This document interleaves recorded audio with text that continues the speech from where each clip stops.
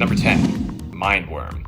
Mindworm, aka William Turner, but not the William Turner from Pirates of the Caribbean, is very powerful with his mind, allowing himself to read people's thoughts, drain people's energy, and create illusions. Mindworm has a very large head and brain that he was born with. At one time, he was neighbors to Flash Thompson and Peter Parker when he moved in with Flash. Since Mindworm was always feeding off people's minds, it was no surprise that he was trying to feed off of Peter's mind as well. But since Peter's so smart, he could fight off Mindworm's attack to his mind. This upset Mindworm, and he later fought Peter, but of course he was unsuccessful and lost. Mindworm used this as an opportunity to figure out why he was even doing this, and after taking a hard look at himself, and realizing that his anger was coming from what happened to his parents, he makes peace with Peter, and he even uses his slogan, "With great power comes great responsibility." Unfortunately, Mindworm's story doesn't end great, since criminals manipulate him back to a life of crime, and he went back to prison, and afterwards he was killed by a group of people on the street. It's pretty depressing. Number 9, the Spot. So before he became the Spot, he was known as a guy named Jonathan, a scientist who was working for none other than Kingpin. Yes, so you know he has to be pretty evil working for a guy like Kingpin. Anyways, Kingpin wanted Jonathan to figure out a way to replicate Cloak's powers. Not such an easy task, as Jonathan would soon find out. Instead, he opened up a portal that sent him into a spotted dimension. I wonder if that's where he got his name from. When he was inside that dimension, his skin changed to where he had black spots all over bleached white skin. These spots were all around his entire body, and would allow him to teleport anything that he touches. He hated Spider-Man so much that he even formed a group with some of the people that will show up later on this list. Spoiler alert, one of them may be Grizzly, or maybe Kangaroo. Maybe, but you'll have to keep watching to find out if that's true. But they were part of the Spider-Man Revenge Squad. Of course, it didn't really work out for him. Number 8, the Living Brain. So the Living Brain was created by the character Dr. Petty, and is basically an artificial intelligence robot machine. There was nothing that the Living Brain couldn't solve. So when it was brought to a high school, it gave 2 people a pretty good idea of what they could do with this crazy robot. They had the idea to steal it and use it for whatever they would go out and gamble. They attempted to steal it, but Dr. Petty didn't want to lose his creation and fought them off, and caused one of them to hit the Living Brain, damaging it and causing it to lose control of itself. It then turned on everyone and was on a mission to destroy, but luckily Spider-Man defeated it and saved the day. The Living Brain has appeared several times after this by, people either trying to use it to take down bullies or try to rob banks.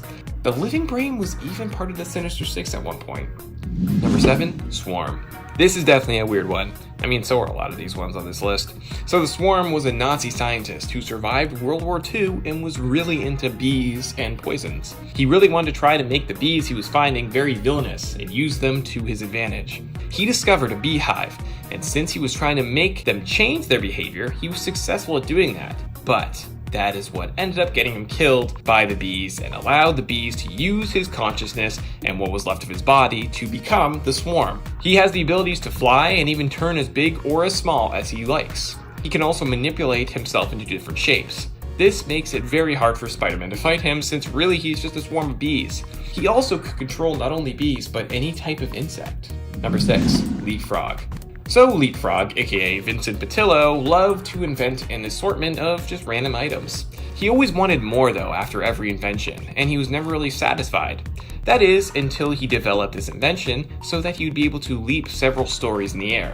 He used this invention and created a suit to become the Leapfrog. This is how he began to get into the criminal world, but he didn't have the greatest success there, and there's not a lot about him. Number 5, Red Goblin. During a fight with Spider-Man in The Amazing Spider-Man Volume 1, issue 798, it was revealed that Norman Osborn was bonded with the Carnage symbiote. Dun dun dun! Very scary stuff, guys, very scary stuff here. Spider-Man, of course, had an appropriate response to this news, and I've got a page from that comic in the links below there for you guys. Red Goblin then proceeded to threaten Spider-Man's loved ones, promising he would kill them, and not even as Green Goblin would with like a fall, but only as the Red Goblin could, unless Peter Parker gave up being Spider-Man. Also, the Red Goblin killing your family and loved ones is like definitely not a good idea. Terrified Parker agreed to the Red Goblin's terms, but of course he double-crossed him, promising at the end of the comic to fight on, not as Spider-Man, but as Peter Parker.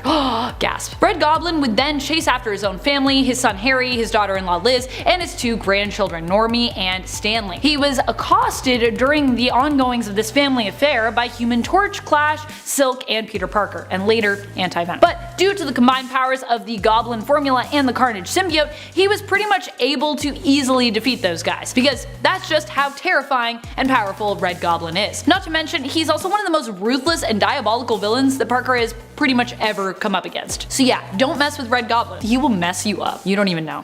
Number 4. Null. Null has been at the center of one of the biggest, most exciting Venom story arcs yet, Donny Cates' absolute carnage. This storyline features, in fact, a spectacularly terrifying cast of great big bads, including a resurrected Cletus Cassidy in the Grendel symbiote, evoking an even more psychotic version of the recently deceased Carnage symbiote, Shriek, the Church of the New Darkness, and Doppelganger, an evil version of Spider-Man, basically. Null seeks to gain control over Cletus and be reborn. As such, Dark Carnage, as we now know him, prompted by Null, attempts to reclaim all of the codexes of those who were once bonded with symbiotes. Codexes are basically like a leftover remnant or an imprint of those symbiotes within one's body. Stored within the spine, by the way. Yeah, so you gotta take it out of the spine. Meaning that we see Dark Carnage as well as a whole bunch of other similarly influenced symbiotes go on a rampage, devouring spines of beloved heroes, villains, and characters both alive and dead, left, right, and center, who were once bonded with any symbiote pretty much ever. Yo, if you guys haven't read Absolute Carnage, you need to read at least some of it. Just at least like a tiny bit. Number 3. Kindred. Kindred was hinted at in the comics more than a decade before he made his comic book debut in Amazing Spider-Man Volume 5, Issue 5. He is maybe one of the best villains because he is still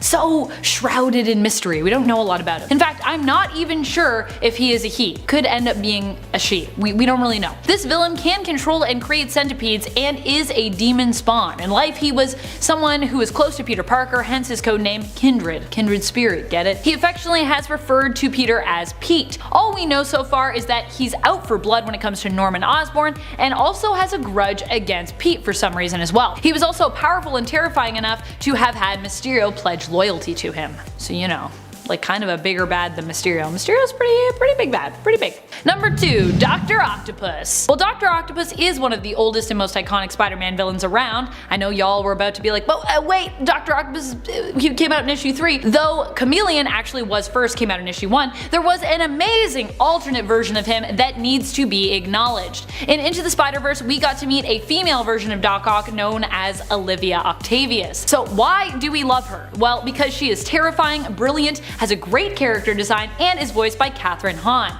And because she was also unexpected. When you're making superhero movies or even writing comics today, it's hard to keep things feeling fresh and unpredictable. And this was honestly something I myself was not expecting when I was watching the movie. I also just love that she has kind of like a Tom Baker's Doctor Who vibe going on with her headband and her scarf. I don't know if that was intentional or not, but I just felt like it was cool. Maybe I'm just imagining things because I love Doctor Who too much. You asked for the newest villains and you got it. Cadaverous first appeared in the 2019 Spider-Man series co-written by J.J. Abrams and his son Henry Abrams. It's an experience. Cadaverous is a combination of technology and organic parts, a human face, and almost human mind, albeit one that seems to struggle to speak properly. Takes him forever to like get a sentence out. Make up this huge cybernetic monster. In the first issue, we handily see him defeat Peter as Spider-Man and kill MJ, leaving their son Ben to grow up moody and without his mom, and sort of without his dad, who abandoned him. He's got a hook hand, you know, life is hard. It now seems that Cadaverous has a villainous plot, and that young Ben and possibly his absentee hook-handed father Peter will have to work together to unravel and eventually stop said plot. Oh yeah, and he's also got an army of robots. Coming in at number 10, we have Frogman. I mean, if you don't have any powers, you don't have to commit to a super lame animal. Frogman is Eugene Patilio. There was a time when he took his frog suit and he tried to take on some of the hardest hitting street level Marvel heroes. More than once did he come face to face with Spidey, and every time he was taken into the dirt almost immediately. And it's not hard to figure out why. The guy built a suit where the only power was how high he could jump. Like, if you're going trying to get your powers from some sort of accident or you're born with them, then you don't have a choice. You have to stick with whatever your weird power is. That's your life. But if you're building a power, then you can be whoever you want. Why would you choose frogs? There are so many other creatures you could go with. Like the Falcon. Even though he's not the coolest hero of all time, he's a million times cooler than the dude who hops around and tries to cause some havoc.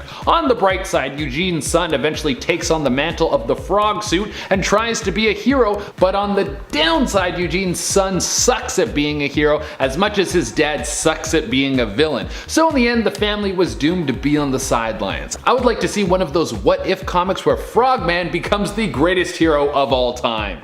Hey guys, if you like these videos and you want to see some more, make sure you hit that like button. Number 9, the Trapster. His name is Peter Petruski, and I can't believe how long he's been around. Marvel has him come back again and again, despite the fact that he's got no powers other than this weird paste gun. He invented a super adhesive liquid paste, and loves using it for evil. He's redesigned his costume multiple times, always ridiculous and far too proud of himself, but he has definitely been around. He appears in multiple stories and has gone up against the likes of Daredevil, Fantastic Four, and of course Spider-Man. All with just a goo gun. He is hired by Red Skull at one point and even has a run-in with Ghost Rider. His paste was once confused for Spider-Man's webbing, and Trapster was furious to see Spidey getting credit in the newspaper for his crimes. Trapster is undeniably lame, but he's obviously got some fans because he's been around so long, so we'll leave him here at number 9. Lame, but not the worst. And coming in at number 8, we have Stegron, the Dinosaur Man. Once again, if you get to pick your powers, maybe you should shoot a little higher than being a species that already went extinct. They already lost the battle with nature. You think they will be able to take down superheroes? Stegron was originally Dr. Vincent Stegron. He was a scientist who took a liking to the serum which turned Kirk Connors into the Lizard Man, and he decided he would up the ante a little bit. He mixed the formula with dinosaur DNA and then shot it all up inside his body and turned into a dinosaur-human hybrid. He then went on to try and make an army of dinosaurs to try and take over the world, but was taken down by a force he didn't expect. It was winter. Dinosaurs are cold-blooded apparently, so when winter came around, they all went to sleep, including Stegron. If you're picking your superpower, you should go with something that can handle temperatures below 10 degrees Celsius. Unless you're in Florida or something. If you're down there, you can build the biggest dinosaur army you want, and the state would probably be fine with it. Number 7, Slide. This guy was a chemical engineer who created a chemical coating that eliminated all friction between that object and surfaces. He's like the opposite of Trapster. He invented the ultimate lubricant. Then this evil tycoon buys up the company that he works for and shuts down the lab. Slide, aka Jerome Beecher, was going to build his own company founded on the non-stick solution he invented, but no bank was willing to give him a loan. So he did what anybody would do and decides to rob the bank. He makes himself a costume out of this material and, free from the clutches of friction, is able to zip around skating on the ground up to 30 miles per hour and can't be stopped, not by people's grabbing hands or even Spider-Man's sticky webbing. Now, this isn't exactly the most lame villain, but the idea of this slippery criminal sliding all over the place just doesn't really do it for me. Where's the stakes? Spidey could just wait for this guy to slip and fall off of a cliff or into oncoming traffic, or they could just have him slip and slide right into a jail cell. I'll say one thing, the way that he zips all over the place in the comic panels looks like a lot of fun. Number 6, the Walrus. With big wet flippers and menacing tusks and the blood-curdling cries of "Arf, arf," it's easy to see how terrifying a walrus-based supervillain could be. This guy is not. Hubert Carpenter was created when his uncle, a janitor, tried again and again to give Hubert powers. They exhausted the names of animals he could have the proportionate strength of all the way through the alphabet till they got to the letter W. He was totally stumped and then became inspired by a poster of the Beatles and becomes the Walrus. He goes on a classic spree of mass destruction, eventually seeing Beast lecturing at a university and decides to attack him to prove that he's the greatest product of modern science. Hilariously enough, it's actually Frogman who gets the credit for taking him down later, and this really gets the blubber boiling. Spider-Man can't help laughing when he meets this guy and winds up taking him down for the second time with just a tap of his finger. Number 5, Plant Man. Samuel Smithers was obsessed with plants and even studied them throughout his jobs. He wanted to invent a device that allowed communication between plants and humans. He had been working on this ray gun that he thought could actually make it work and create this open line of communication. It was only when it was hit by lightning when it actually got the ability to control plants. You know, he had superhuman strength and he has the ability to communicate and control plants. After he placed Captain America in a coma with his invention Pretty Poison, he got the attention of Spider-Man, who teamed up with the Falcon to take down Plant Man and get the cure for Captain America. Number 4, Grizzly. Maxwell Markham, aka Grizzly, is quite the strange supervillain. Basically, he looks like an actual grizzly bear in this mechanical suit. His story is that he used to be a wrestler until J. Jonah Jameson ruined his career with one article, which was the reason why he lost his license to be a pro wrestler. He wanted revenge on the man who ruined his career and later attacked the Daily Bugle. Spider-Man showed up and was able to take down Grizzly and sent him straight to prison. Grizzly had super strength, durability, and super sharp claws. Number 3, Kangaroo.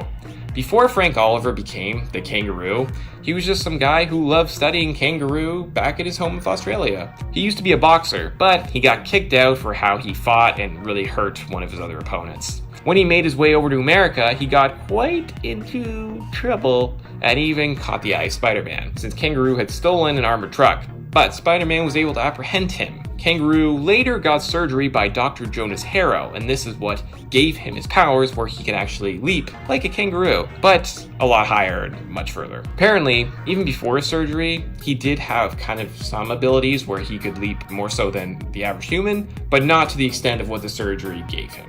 Number 2, Big Wheel. Jackson Wheel, aka Big Wheel, got the Tinkerer to make him this big armored wheel that would, lead him to become the Big Wheel.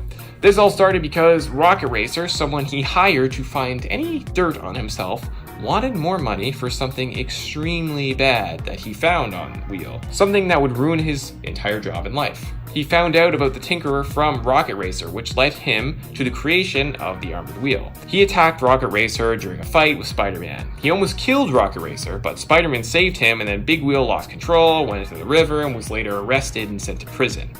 But don't worry, he was back to a life of crime shortly after that. They always do. Number 1, The Wall. Yes, there was a supervillain named The Wall that has gone up against Spider-Man in the past. And a little fun story, I remember hearing about this villain a few years ago from my friend who was going back and he was reading all of the original Amazing Spider-Man issues. I remember he sent me a picture while he was reading it, and I literally could not stop laughing because his slogan was, "This is one wall you will never crawl."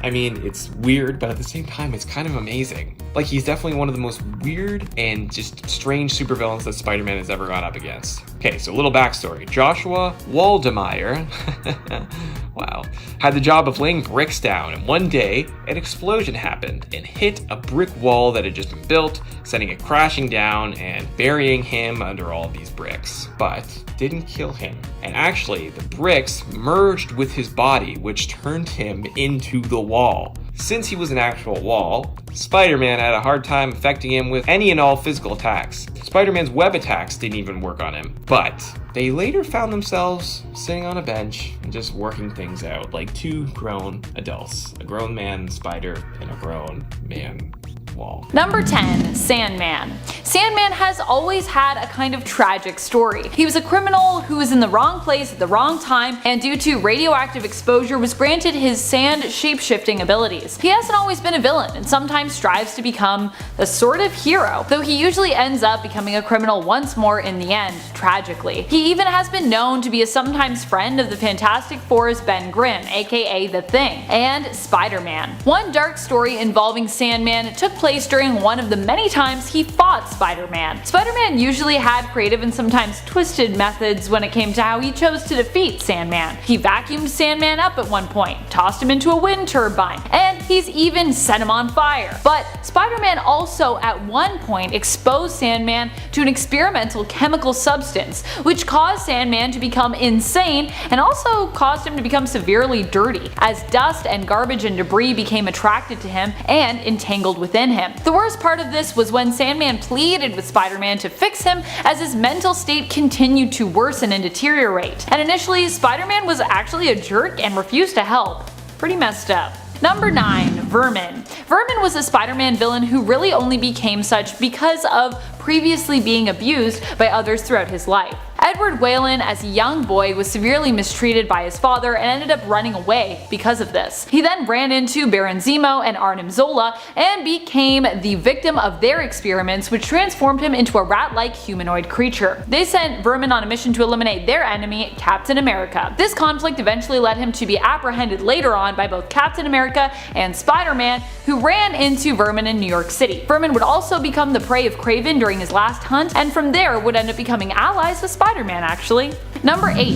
Hammerhead. Hammerhead has a pretty dark origin story in comparison to some other villains. He and his family had left the Soviet Union when he was young, and he grew up claiming to be Italian instead of Russian, even preferring to speak Italian in his family's home. However, this would anger his father and would prompt him to beat his son with a hammer, scarring up the young boy's head. That's pretty messed up. In the end, Hammerhead managed to work his way into the Italian mob and would also end up beating Spider-Man in a fight. He was given both cybernetic enhancements, including a partial adamantium skeleton, and had his strength level increased by Mr. Negative. He also has been known to work with Black Cat when she is walking on the more villainous criminal and organized crime side of things. Hammerhead would also get revenge on his father, killing him with a large hammer. His origin could have possibly served to inspire the Daredevil Netflix series Origins for Wilson Fisk, who also killed his father with the hammer.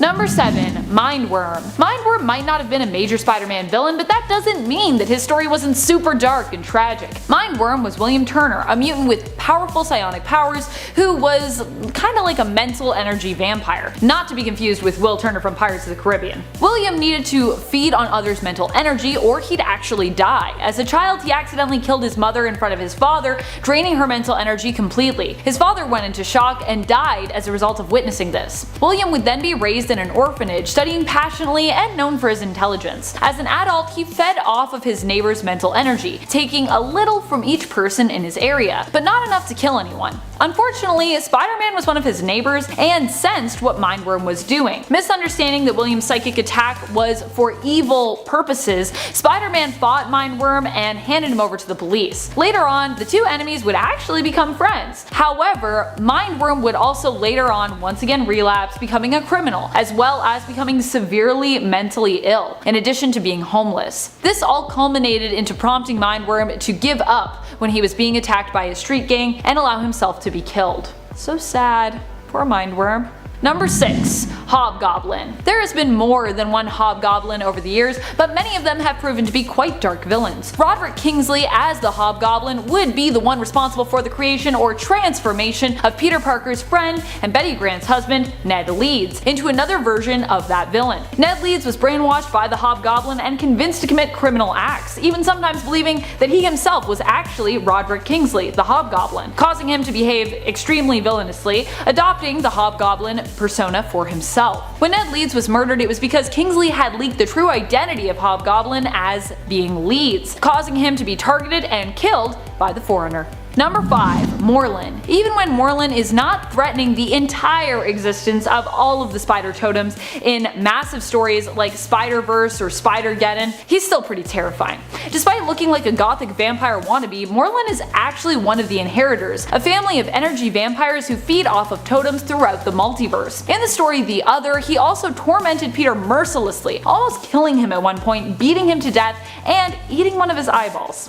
Ew. Coming in number 5, we have Typeface. You know what everyone loves? Signage! So why don't you make your persona based off that? I'm sure that will pull in a ton of people and you'll become one of the most famous supervillains of all time. No way man, signage is super lame. Well, Typeface, also known as Gordon Thomas, didn't think so, and he had a pretty good foundation. He was a Vietnam War vet who was skilled in hand-to-hand combat, military tactics, and all sorts of weapons. He even beat Spider-Man in their first encounter. If this guy changed his theme to anything other than signage, he probably would have been pretty cool. But the reason that he did this was because when Thomas came back from war, his life fell apart and he ended up getting a job at a sign shop, and it was the only time in his life where he ever felt happy. When the place was bought out, he lost his job, and this was his inspiration to become a villain. Luckily, he eventually switched sides and becomes a hero. If you're gonna get an F on your character, you might as well be on the side of good.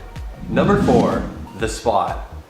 This guy is something else. Some people think his powers are pretty cool and others hate him, but he definitely belongs on this list. Spider-Man himself bursts into tears laughing upon meeting this guy. and looking like a Dalmatian, it's pretty easy to see why. He's all white, covered in black spots that function as two-way portals. That's pretty much his main thing. He takes the spots and he chucks them around and uses them like portals, like this is Looney Tunes, messing around with Spider-Man and even making him punch himself in the face. If this guy doesn't sound lame enough already, the more portals that he throws around, the less spots that he has on his body, making himself more vulnerable. He got these powers after being exposed to the spotted dimension, and the spots can even be suspended in mid-air.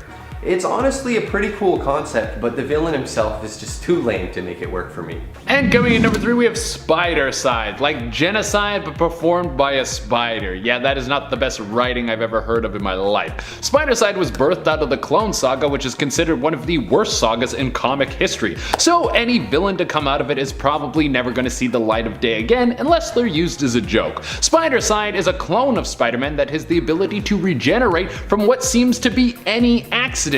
He was convinced at first that he was the real Peter Parker, but then he found out that he was just a freak. Such is the plight of most clones. When you read his character on paper, it sounds super cool. He has the powers of Spider-Man with some of the most deadly features of the Terminator, but the character was used in such a horrible fashion that it became a laughingstock before it ever got its time to shine. Maybe in the future we'll see someone use this character to its full ability. Number 2, Plant Man. In Strange Tales number 113 from 1963, we meet the mysterious Plant Man.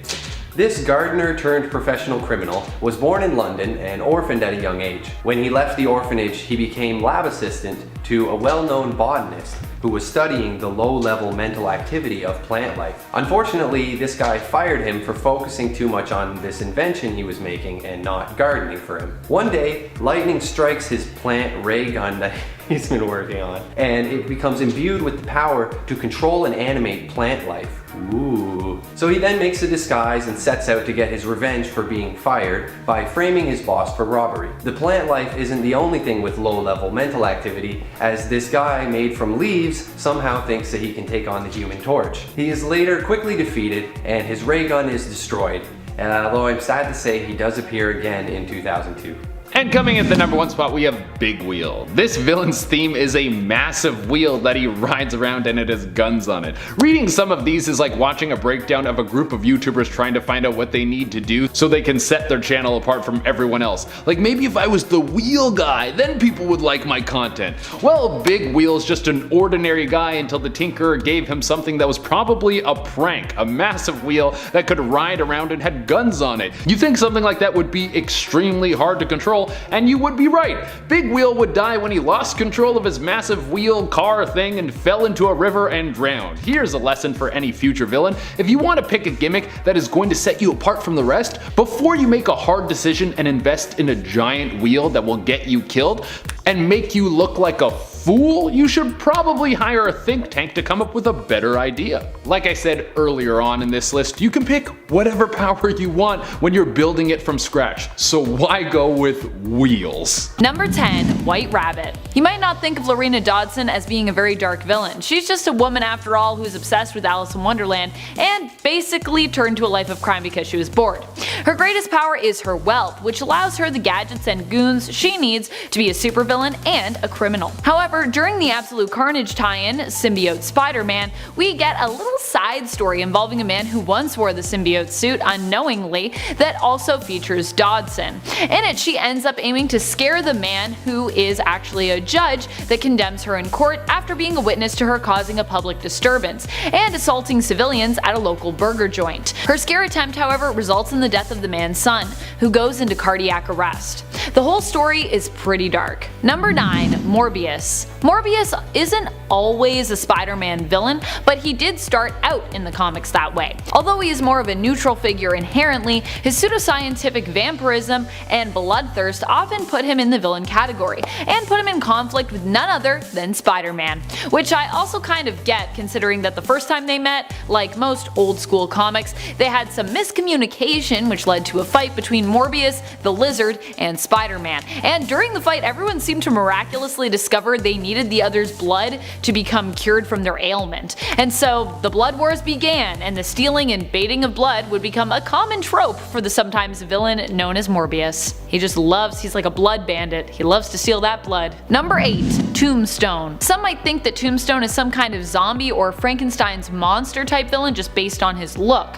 While Lonnie Lincoln was later on mutated by exposure to a chemical, which granted him superhuman strength and durability, previous to this, he was actually just a crime boss with albinism. In fact, it was likely all the teasing that he suffered as a child due to his condition that likely encouraged him to become an indomitable criminal, filing down his teeth to appear more intimidating. His dark, grim, yet striking appearance is also a result of the time period in which he was introduced. Tombstone made his first appearance in the Web of Spider-Man series in 1988. He's definitely got a very 80s villain look. Number 7. Sauron. We've talked about the dark tragedy that is Morbius' existence, and now it's time to talk about another monster villain of Spider-Man's rogue gallery, Sauron. Carl Lycos was bit by pteranodons from the Savage Lands while on an expedition with his father. These bites would cause Carl to transform later on, causing him to need to drain the life energy of others in order to survive, basically turning him into an energy vampire.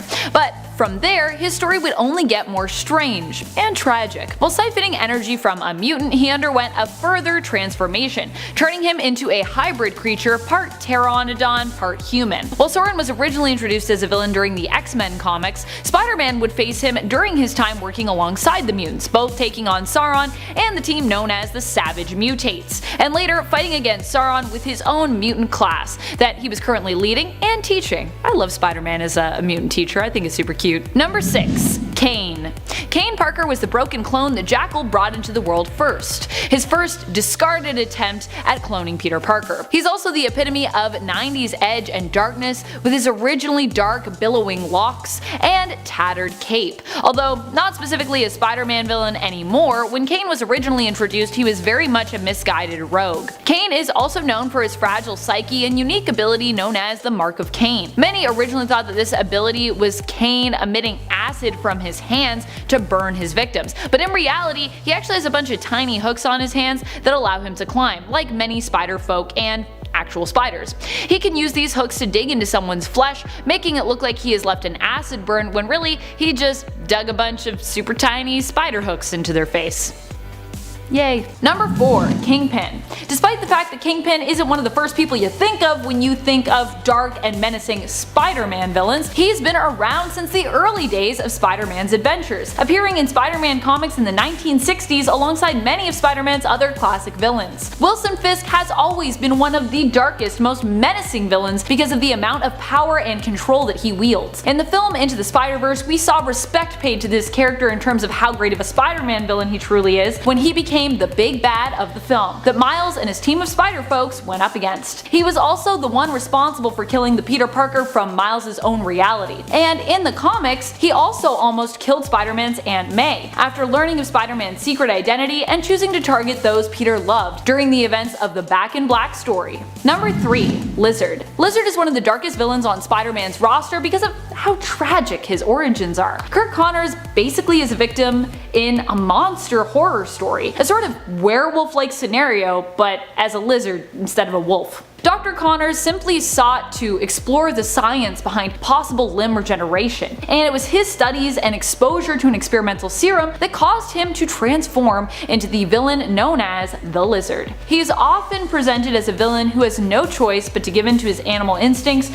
which is what makes him so villainous, while Connors himself really has no intention to harm others. The monster within him, however, the Lizard, often does. At one point he transforms back into the villain known as the Lizard during a story called Shed and is tragically consumed by his animal instincts completely, which causes him to eat his own son. It doesn't get much darker than that. Number 2. Scorpion. Originally, Matt Gargan was just a private investigator hired by Jameson to uncover the secret of how exactly Peter Parker was able to get the best pictures of Spider-Man. He was later coerced into participating in an experiment wherein he was combined with the traits of a scorpion. This gave Gargan superpowers but also drove him insane, transforming him into a criminal and a villain. During Dark Reign, Matt Gargan would become Norman Osborn's Spider-Man on his Dark Avengers team, bonding with the Venom symbiote. And and becoming one of the most vicious iterations of Venom to date when bonded with it. In fact, anytime Scorpion and the Venom symbiote have merged in the comics, they become a deadly villain, often going on a murderous rampage, shamelessly consuming their victims, and becoming an almost uncontrollable level of deadly.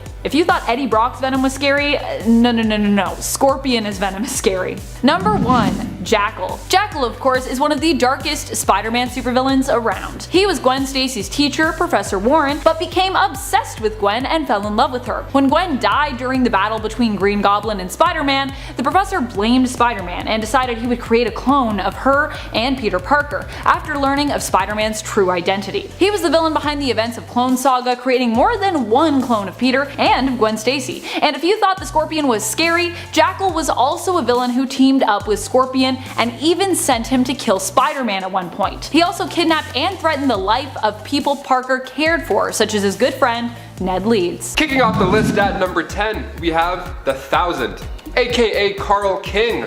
The Thousand made a brief but memorable appearance in the comics, beginning with Spider-Man Tangled Web number 1. Back in 2001. Carl's origin story is quite compelling, as he actually witnessed Peter Parker obtain his powers by being bitten by the radioactive spider. He's clearly upset and a tad jealous. The opening of the issue has him just staring out of a cafe window, just stewing in the fact that it should have been him instead of Peter Parker to get those powers, which, you know what, I understand, man. I say that every single time I watch a Marvel movie. So, making a terrifying entrance, he reveals himself as the Thousand. So instead of getting the same powers as Peter, he actually turned into 1,000 spiders. No, I don't like that. I feel sick looking at this guy. The last page of his first issue really pulls you in. It's his skin suit, like it's his skin as a suit, just chilling on a coat hook, while he takes over Miss Peyton, even revealing that he ate her from the inside out. He's a bunch of spiders that take over your body. No wonder we didn't hear much about this guy. Yuck. Next, get out of here. And before we move on with our list, guys, if you haven't already, please toss us a like down below. It's a big help to us here at our secret underground bunker.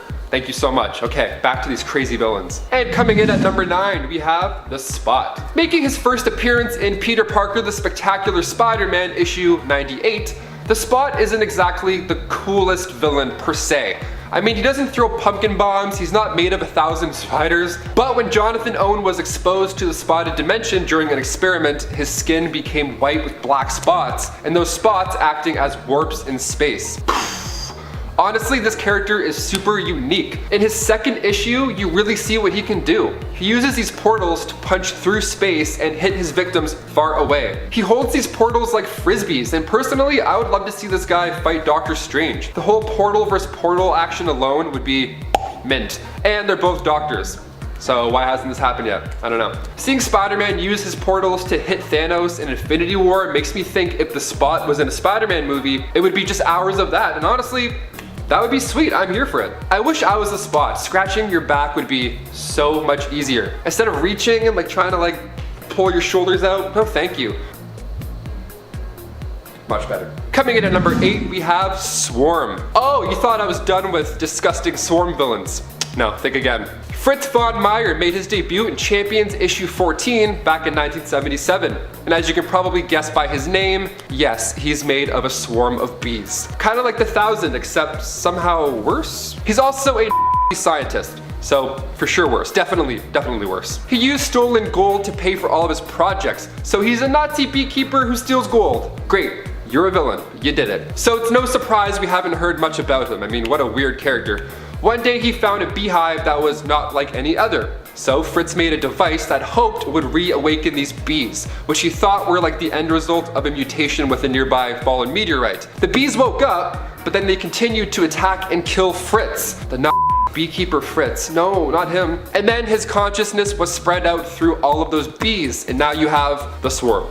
Literally the bee's knees. I don't care how tough you think you are, there's no chance you're going toe to toe with bees. There's no fight. If I was swinging around the city and a swarm of bees was robbing a bank, I didn't see that. I'm just gonna keep heading to Aunt May's, no worries. Headphones are going back in, good luck. RIP, good game. And coming in at number 7, we have Mindworm. In Amazing Spider-Man Volume 1, Issue 138, we were introduced to William Turner. No, not that William Turner, although I'm sure he'd be great. He's probably fine. I'm talking about the telepathic, tragic, minor Spider-Man villain, Mindworm. Born with limited telepathic powers, he was the cause of his parents' untimely death, and he suffered from it for quite a while. So he grew up in an orphanage and protected himself from bullies using his mind powers, thus donning the nickname Mindworm. He's extremely smart. He even looks smart too, with his big giant brain head. He attacked Peter once by hijacking the minds of others to do the dirty work, so people just started attacking him randomly. What I like most about this villain is he tries not to be a villain, for the most part at least. He just feels this tremendous guilt after being born this way. I mean, it's not his fault. Number 6, Red Goblin. Green Goblin plus Carnage equals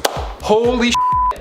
Appearing in the Amazing Spider-Man 798, Norman Osborn stole the Carnage symbiote, and then after that, it was just a nightmare. So Norman used the symbiote to eject all of the nanites, but then that ended up creating this monster mash, becoming the Red Goblin. Put them both together, very scary. The rare weaknesses that the symbiotes do have went away once the two had merged, right? So if you think you can use sound or fire to take this guy out, it's your funeral, no way.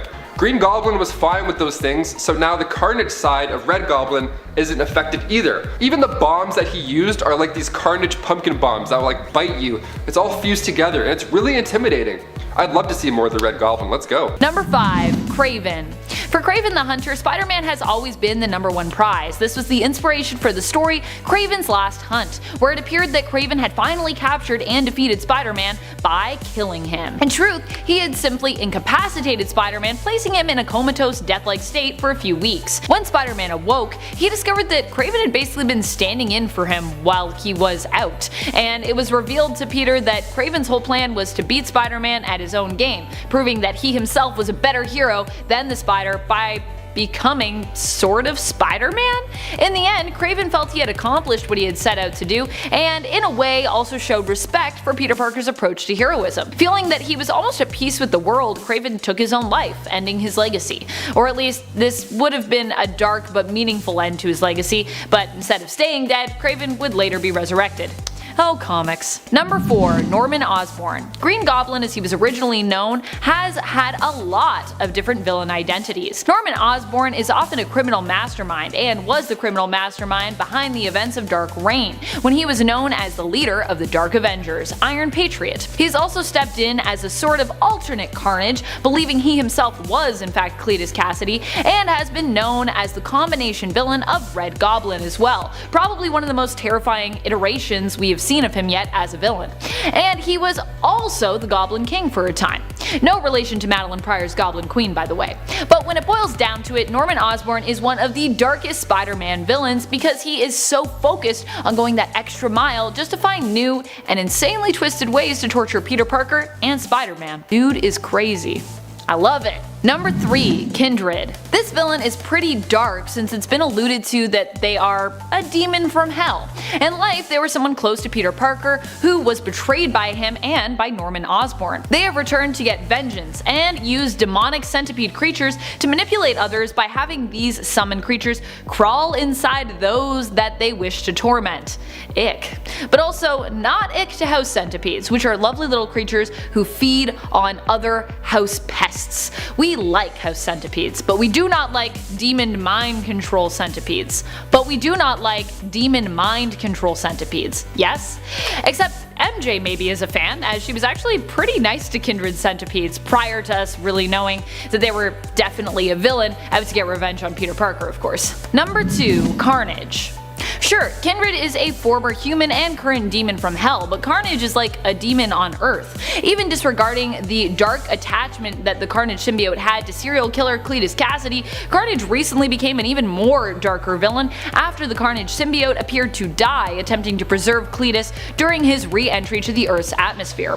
While attempting to protect its human host, the symbiote actually burned up, and even more tragic, depending on your perspective I guess, it failed to save Cletus, who also appeared to have died on arrival. However, the Null worshipping cult known as the Church of Darkness managed to resurrect Cletus by bonding the Grendel symbiote to him, allowing them to become a new Carnage known as Dark Carnage. Cletus was intended to be the vessel that would allow Null to awaken and return, but in order to do so he would have to collect codices from the spines of those who had previously bonded to a symbiote. I mean, Dark is also in the name for this version of Carnage, but also this guy literally eats spines for breakfast, lunch, and dinner. So yeah, pretty dark.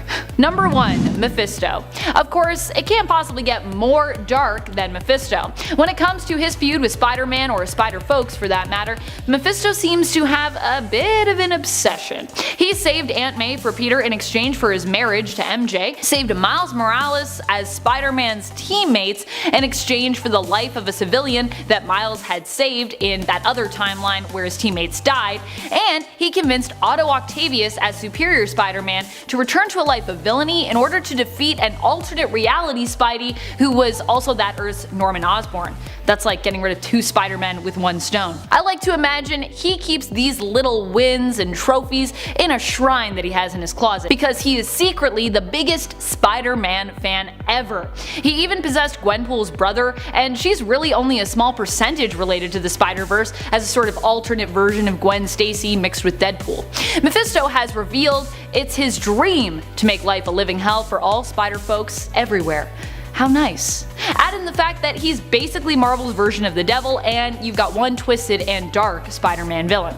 Possibly the most dark. Number 10. Stunner. Angelina is one we all forget. She was for a time the devoted and loyal ally and girlfriend to Otto Octavius, who used his smarts to create virtual reality tech that allowed Angelina to live through a virtual form, an avatar who was stronger and that Angelina considered was more attractive in comparison to her true biological form. She got knocked into a coma for years following an explosion, and when she awoke years later she learned that Otto had died, though really Otto had moved his consciousness into Peter's body, becoming Superior Spider-Man. She swore revenge on Spider-Man not knowing this, and once again took her virtual form of Stunner. Sadly, she was later defeated when her tech was disabled, and Superior Spider-Man created a virtual version of Otto to break up with Angelina. Number 9. Chameleon. One of the Spider-Man villains who I think deserves more recognition is the Chameleon. He's not only a great and powerful Spider-Man villain, but is also one of the oldest ones around, making his first appearance in the Amazing Spider-Man issue number 1. He's been here since the beginning, baby! Dmitry Smerdyakov is also related to another powerful Spider-Man villain, Kraven the Hunter. Chameleon is in fact Kraven's half-brother. Where Kraven brings strength and hunting prowess to the table as a villain, Dmitry brings intrigue, his intellect, and originally his technology, which was responsible for him being able to transform so perfectly into any person he wished to impersonate. Later on, however, this power was later changed to instead be a power granted through an experimental treatment. He's also been known to slowly kill his victims in an acid bath, and it is their cries for help that helps him to perfect his mimicry of their voice. Number 8. Sandman. One of the most powerful villains around, especially as he can turn into and manipulate sand, just as long as there are no vacuums around for him to get trapped in, which is a thing that has happened in the comics before. Seriously, you can check it out in the original run of The Amazing Spider-Man in issue number 4.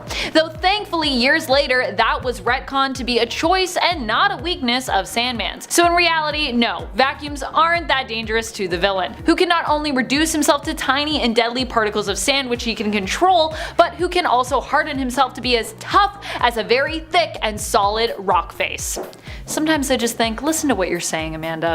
When you wrote that, people are definitely gonna be like, would you just say he can harden himself? But I mean his body, his form, okay? Get your minds out of the gutter. Sandman is powerful because of all he can accomplish in his sandy form, and all he can withstand. He's also played not only the part of a powerful villain and member of the Sinister Six, but has also been a powerful ally to Spider-Man at times as well. Number 7. Kingpin. When it comes to strength and influence, Kingpin is one of the best out there.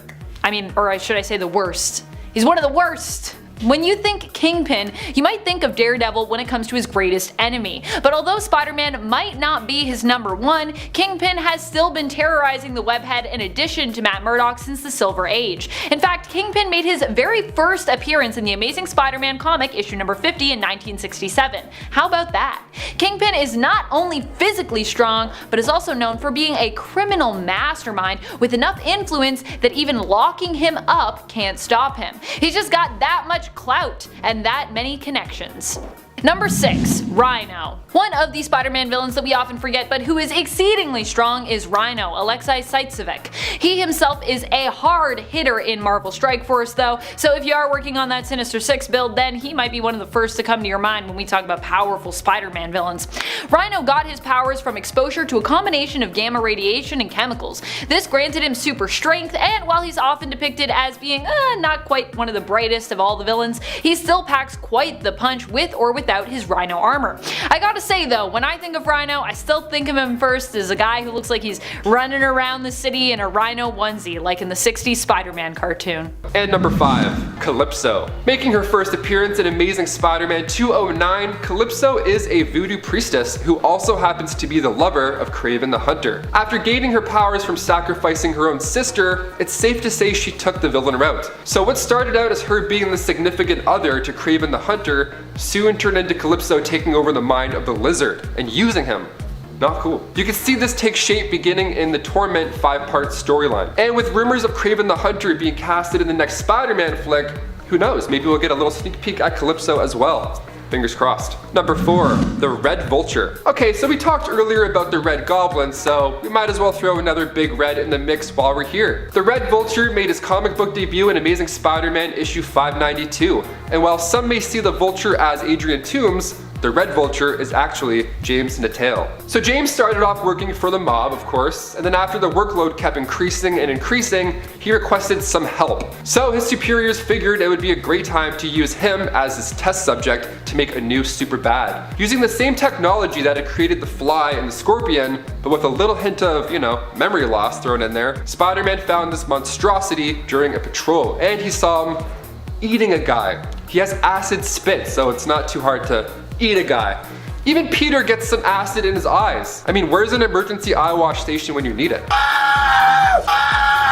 And coming in at number 3, Carrion, aka Miles Warren, made his comic book debut back in Peter Parker's Spectacular Spider-Man issue 25. His powers are pretty amazing. I mean, I would love to see more of this guy. Everything he touches turns to dust. It turns to dust, red dust. It's very bad. He's creepy looking. I mean, he also carries this little pouch side carry bag, so he looks creepy, but he also looks like he's running errands. So, I don't know. He's taking lives, but he's also late for work. He's a weird looking guy. The initial Carrion was actually a clone of the Jackal, but the virus had made it outlive that body. So now we're left with this. Super strength, telepathy, levitation, super speed. It's pretty hard to avoid the touch of Carrion, especially when he's motoring. This villain didn't last too long back in the late 70s, but he's interesting enough to check out. So go do that. And number 2, Morbius. We have to include Michael Morbius, the living vampire. I mean, after all, Jared Leto is set to take on the bloodthirsty mantle with a sneaky little peek at Michael Keaton's Vulture at the end of the Morbius trailer that we got earlier this awful year. A lot of people are wondering who this guy is now. Making his debut in Amazing Spider-Man 101, Michael Morbius was, of course, a scientist, and actually a Nobel Prize-winning biochemist. Having a debilitating blood disease plus experimenting with bats to find a solution, you already know what's about to go down. The best part of his origin story is that when he meets Spider-Man for the first time, this just happens to be the time where Spider-Man is donning the 4 extra arms, and it's pretty entertaining. So Morbius, in his thirst for blood, is like, oh, that dude's got 6 arms, that's like a lot of blood. Oh boy, that would be pretty yummy. So Morbius attacks and does a pretty decent job. In comes Curtis Connors to help out, or rather, turn into the Lizard and make Spider-Man's day go from bad to worse. I'm pretty pumped to see Jared Leto take flight with Morbius. I mean, I'm also pretty sure Jared Leto's already a vampire to begin with, so I'm sure his method acting will really come in handy. And closing off the list, coming in at number 1, we have Tombstone, a notable villain in the Spider-Man PS4 storyline, and making his debut in the late 80s in Web of Spider-Man 36. Tombstone, aka Lonnie Lincoln, grew up bullied due to his physicality. He was born albino and much taller and stronger than others, so naturally he himself also became a bully too. See how it works? Don't bully people. There's an idea. Down the road, he embraced it and became one of the biggest, baddest hitmen out there, taking out the trash for Kingpin himself. Weighing in at almost 500 pounds and towering at the height of 6'7", Lonnie is strong enough to lift 6 tons. So if you're a fan of the Spider-Man game, you'll agree he's one of the hardest villains in that entire storyline, and for good reason. You got some stones, Rick. Let's see if they break. Number 10, Mr. Negative. Starting off strong, we have a supervillain who was introduced in 2007 and yet despite being newer to the Spider-Man supervillain roster, has quickly risen in terms of his evil acclaim. Mr. Negative's true identity still remains somewhat of a mystery to us. He was originally a member of a gang in China known for human trafficking. Looking to escape the criminal life, he stole the identity of one of the human cargo who had perished on the journey to the States, Martin Lee, who was setting out to America to join his wife. Martin Lee, and now that's what we think when we think Mr. Negative. He ended up kidnapped by Simon Marshall, who was developing a drug called D-Light, the experimentation of which often led to the death of those who tested it. He forcefully tested it on fake Martin Lee, aka Mr. Negative, and 2 other hostages of his who somehow survived the process. The 3 escaped and as a result of the experimental drug, developed superpowers attached to the Dark Force and Light Force. Martin Lee would become Mr. Negative, and the other 2 prisoners, Tyrone Johnson and Tandy Bowen, would become Cloak and Dagger. The effects also caused a split within Mr. Negative's personality, dividing the evil criminal persona of Mr. Negative from the kind and sweet persona of Martin Lee. Mr. Negative has the power to corrupt a person, bringing out the dark side of them with just a touch. He can also imbue weapons with the Dark Force, making them stronger, or increasing their strength, you know, whatever. Anyways, that's it. That's all you gotta know about Mr. Negative apparently. I told you enough, I told you his origins. Number 9, Hippo. I felt we had to include Hippo because a lot of these villains have just a lot of intense and serious elements to them, and they're all terrifying in their own way, but Hippo does a good job of providing some of the lightness to the new Spider-Man villain scene. After all, Spider-Man comics are often known for having some of the most, ridiculous villains? Comical villains? How can we put that? I don't want to insult them. Not to say that hippos aren't terrifying, by the way, because they are. You don't want to mess with a hippo. I know that. I certainly would not mess with a hippo. Still, Mrs. Fluffy Lumpkins, as Hippo was once known when he was a zoo animal, has a pretty comical backstory, being transformed randomly by the High Evolutionary and then setting out to rob banks because he knows no one would hire a semi-human hippo.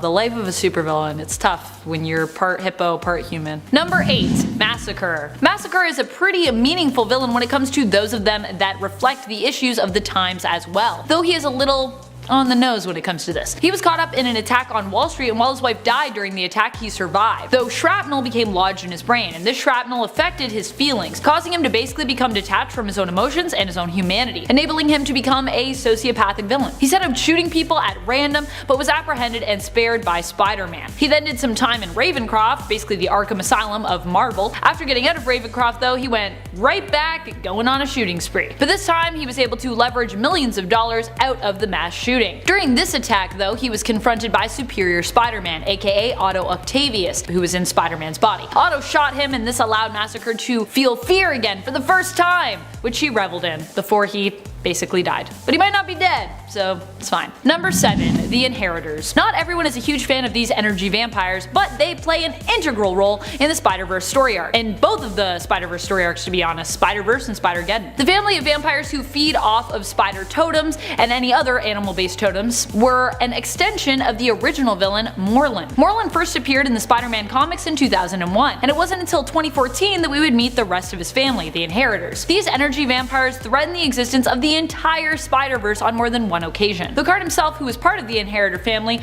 would end up defecting, becoming the Master Weaver. In the end, when the Inheritors ended up cloned and returned due to the error of Superior Spider-Man, the head of the family, Solus, and the rest of the Inheritors ended up defeated at the hands of an Enigma Force-powered Miles Morales armed with the Sword Vigor. And it was discovered that Solus was actually behind all the endless hunger that all of his family felt. Because of this, the Spider Army decided to bring back the Inheritors once more, with each of their consciousness transferred into a baby clone of each of them. Free from the hunger that made them evil, they were then all adopted by Spider-Man.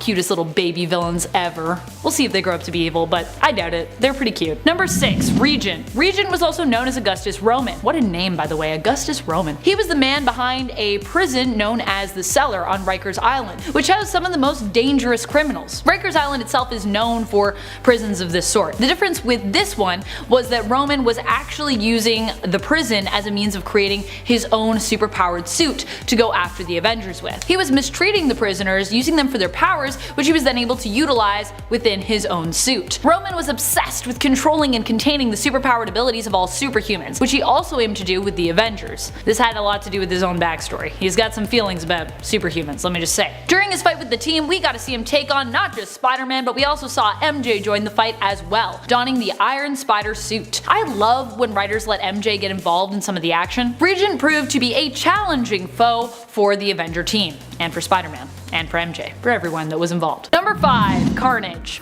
I was actually tempted to put Carnage even higher on this list because he's just so powerful. Cletus Cassidy might be dead inside, literally. Cletus Cassidy might be dead inside, but he still managed to live on throughout the absolute Carnage story arc and become reinvented as an even more terrifying villain once bonded to the Grendel symbiote, becoming not just Carnage, but Dark Carnage. And yeah, he was ultimately defeated, but hey, what a ride it was. Carnage not only terrorized Venom, aka Eddie Brock, and his son Dylan, but he also managed to kick the butt of both Spider-Men, both Peter Parker and Miles Morales. Let's also not forget that when Carnage first appeared, raining down destruction and chaos in the comics, Spider-Man also needed to team up with Venom to even stand a chance against the villain. Number 4, Norman Osborn. While Norman Osborn might not be the most physically powerful of all Spider-Man's opponents, he is definitely one of the most powerful in terms of influence and genius. One of the most influential villains of all time for sure. Norman Osborn has definitely caused Peter and many adjacent loved ones and allies the most grief and pain over time. Norman is also so powerful that he moved from being solely a Spider-Man villain to an Avengers villain and really kind of an all-heroes villain during the Dark Reign storyline, which is pretty impressive. Number 3, Morlin and the Inheritors. Now I know some people are not going to like me putting Morlin this high on the list because I know there are some out there who detest both him and the Inheritors, but I truly believe that he deserves this spot along with his family of alternate dimension Victorian energy vampires. Yeah, I said it. They're kinda weird, but so what? I personally think that that's always been part of the charm of both Spider-Man and Batman's rogues galleries, and what makes them both superheroes who have some of the best villains out there. They got a lot of weird villains, Morlin notwithstanding. Morlin is an energy vampire who, along with his family, not only threatened the life of Peter Parker, but just about every other Spider-Man, Spider-Woman, and any other spider folks out there. He also showed up in the Spider-Man story The Other and proved not just how deadly he was, but how cruel he was as well, which in terms of ranking powerful Spider-Man villains should earn him bonus points, as those two seem to go hand in hand. Cruelty usually comes with power in these stories. Number 2, Null. Null is coming, and he's not just coming for Venom, he's coming for everyone this time around. Still, originally Null was a cosmic god and villain intrinsically tied to Venom in the comics, and he was asleep, so he was a villain who not everyone had to worry about, cause you know, he was snoring. But Null being a Venom villain means that he is therefore part of the Spideyverse in comics, as Venom comes from Spider-Man comics originally. All in all, Spider-Man's world just keeps growing and expanding every year, especially as more and more are getting that additional symbiote fever.